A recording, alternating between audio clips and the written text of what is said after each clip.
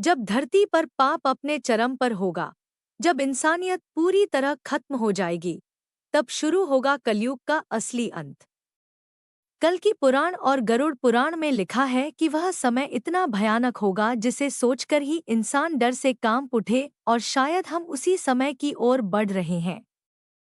हिंदू धर्म के अनुसार समय एक सीधी रेखा नहीं, संगीत, बल्कि एक चक्र है जो बार बार खुद को दोहराता है। इस चक्र में आते हैं चार युग। सत्ययुग जहां केवल सत्य और धर्म था, और उसके बाद आता है त्रेता युग जहां धर्म थोड़ा कमजोर हुआ।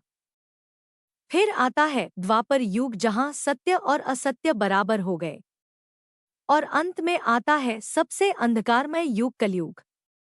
ग्रंथों में बताया गया है कि जैसे जैसे पाप बढ़ता जाता है वैसे वैसे युग की शक्ति और उसकी आयु घटती जाती है।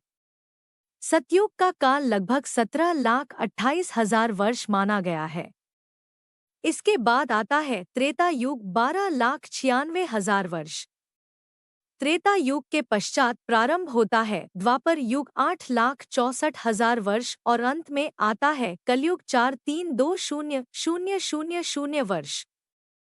लेकिन इस पूरी कालचक्र की कथा में असली मोड़ तब आता है जब भगवान श्री कृष्ण ने पृथ्वी का त्याग किया। उसी क्षण द्वापर युग, संगीत, समाप्त हो गया और कलयुग का आरंभ हो गया। आज हम उसी कलयुग में जी रहे हैं जहां धर्म धीरे धीरे खत्म हो रहा है और अधर्म हर दिन बढ़ता जा रहा है। भगवता पुराणा में वर्णन मिलता है कि कलयुग में इंसान सच्चाई से दूर भागेगा और झूठ को ही अपना सहारा बनाएगा। रिश्ते सिर्फ नाम के रह जाएंगे और इंसान सिर्फ अपने फायदे के लिए जिएगा। अगर आज के समय को, संगीत, ध्यान से देखो तो यह सब धीरे धीरे सच होता दिखाई दे रहा है। कलयुग का अंत कोई साधारण घटना नहीं होगी। लेकिन असली सवाल यह है, उस अंत से पहले क्या क्या संकेत दिखाई देंगे?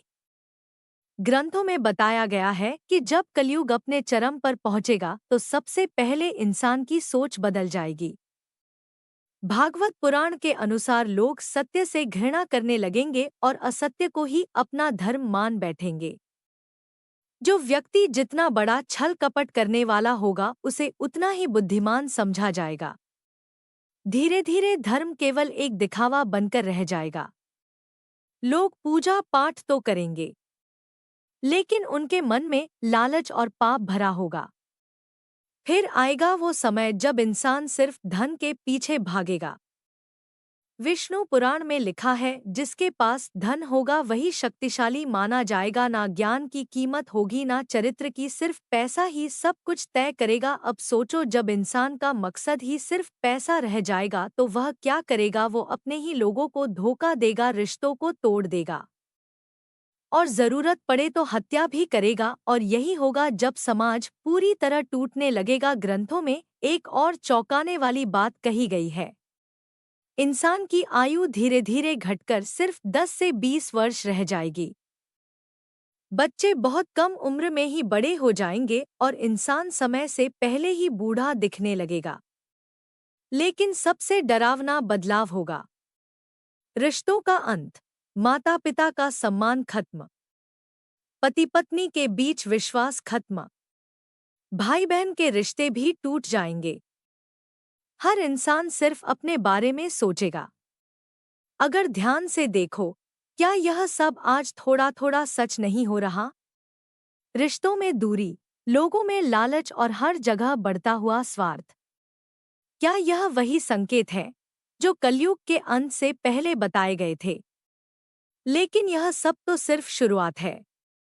असली डर तो अभी बाकी है, क्योंकि आगे जो होगा वो इंसानियत को जड़ से खत्म कर देगा। अब तक आपने जाना कि कलयुग के अंत से पहले इंसान बदल जाएगा, रिश्ते खत्म हो जाएंगे और पाप अपने चरम पर होगा।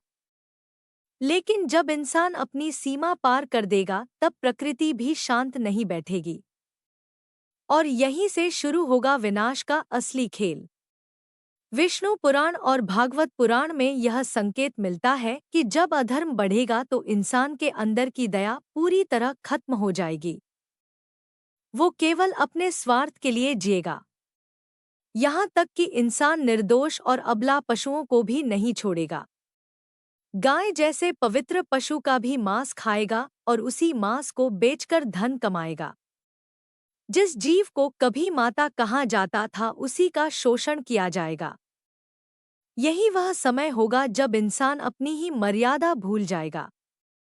अब सोचो, जब इंसान इतना क्रूर हो जाएगा तो प्रकृति कैसे संतुलित रहेगी। तभी प्रकृति अपना प्रकोप दिखाना शुरू करेगी। धरती का संतुलन बिगड़ने लगेगा। तापमान असहनीय हो जाएगा। मौसम पूरी तरह बदल जाएंगे। इतनी गर्मी पड़ेगी कि लोगों के लिए खुले में रहना मुश्किल हो जाएगा और इंसान मजबूर होकर जमीन के अंदर रहने लगेगा। धीरे धीरे पेड़ पौधे खत्म हो जाएंगे। नदियां सूख जाएंगी। यहाँ तक कि गंगा नदी भी सूखने लगेगी। भूख और प्यास इतनी बढ़ जाएगी कि लोग तड़प कर मरेंगे। धरती की उपजाऊ शक्ति खत्म हो जाएगी। अनाज जमीन के अंदर चला जाएगा। जानवर भी नहीं बचेंगे। गाय, भैंस, बकरी छोटे होते जाएंगे और दूध देना बंद कर देंगे और फिर इंसान का शरीर भी बदलने लगेगा। लंबाई घटकर कुछ इंच रह जाएगी। आयु घटकर सिर्फ 10 से 20 साल रह जाएगी। लेकिन यह विनाश ही अंत नहीं है, क्योंकि जब सब कुछ खत्म होने के कगार पर होगा, जब अधर्म अपनी सीमा पार कर देगा, जब पृथ्वी पर केवल पाप ही बचेगा, तब एक ऐसी शक्ति प्रकट होगी जिसका वर्णन हजारों साल पहले किया जा चुका है। कल्कि पुराण और भागवत पुराण में बताया गया है कि भगवान विष्णु का अंतिम अवतार होगा।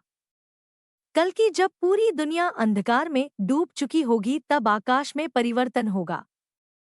धरती कांप उठेगी और उसी क्षण एक दिव्य रूप प्रकट होगा।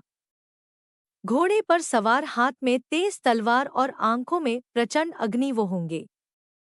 भगवान कल्कि, उनका उद्देश्य सिर्फ एक हंसी होगा, अधर्म का पूर्ण विनाश। वो किसी को नहीं छोड़ेंगे जो पाप में लिप्त होंगे, जो निर्दोषों पर अत्याचार करेंगे, सबका अंत निश्चित होगा। सोचो, एक ऐसी शक्ति जिसे कोई रोक नहीं सकता, ना कोई सेना ना कोई ताकत, क्योंकि यह कोई साधारण युद्ध नहीं होगा, यह होगा धर्म और अधर्म का अंतिम युद्ध। हर तरफ भय होगा, लोग छुपने की कोशिश करेंगे लेकिन पाप से बचने का कोई रास्ता नहीं होगा।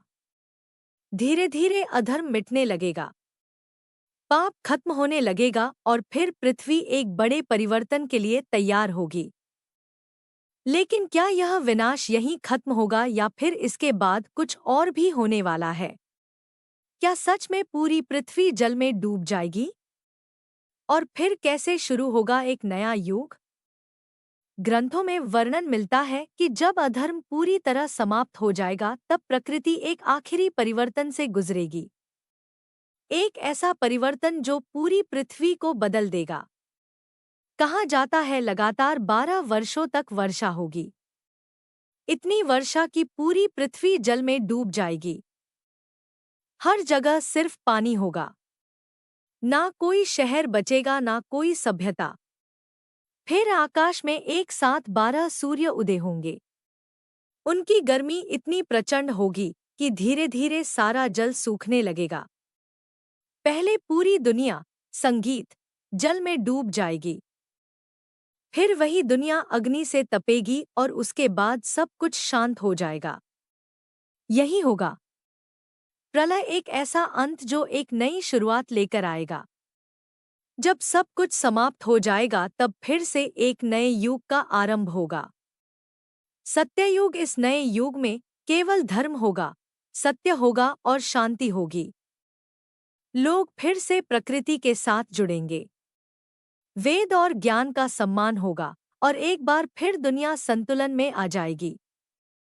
लेकिन सबसे बड़ा सवाल अब भी वही है, हम आज जिस कलयुग में जी रहे हैं, क्या उसके संकेत शुरू हो चुके हैं?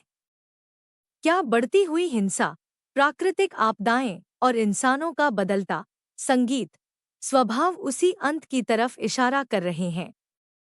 कलयुग का अंत तय है, लेकिन हम उसे रोक नहीं सकते।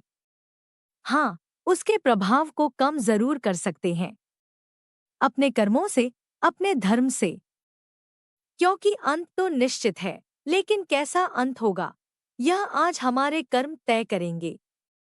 अगर आपको यह रहस्य जानकर सोचने पर मजबूर होना पड़ा तो वीडियो को लाइक जरूर करें और ऐसे ही गहरे और चौंकाने वाले सच जानने के लिए चैनल को सब्सक्राइब करना ना भूलें।